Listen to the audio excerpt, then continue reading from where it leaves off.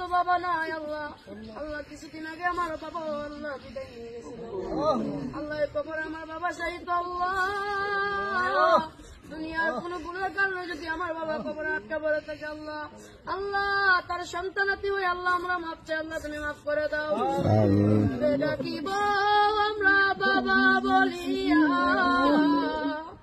কারে ডাকিব আমরা দাদা বলিয়া, ও আল্লাহ কারে ডাকিব আমরা বাবা বলিয়া, কারে ডাকিব আমরা বাবা বলিয়া।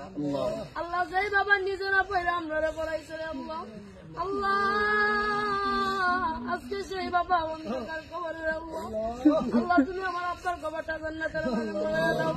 আল্লাহ আমার দাদা নাই, দাদি নাই, নানা নাই, নানি নাই, আল্লাহ দাদা দাদি নানা নাই, কবরটা জান্নাতের বাগান বানায় দাও।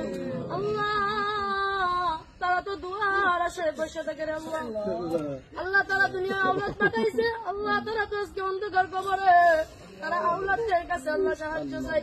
আল্লাহ তুমি তো তোমার হাবিবে বলেছে কোন এতিম সন্তান যদি তার আব্বার কবরের পাশে আল্লাহ চোখের পানি বাড়ায় তার আব্বার জন্য দোয়া করে আল্লাহ ডাক দিতে দেরি হয়, আল্লাহ তুমি ডাক কবুল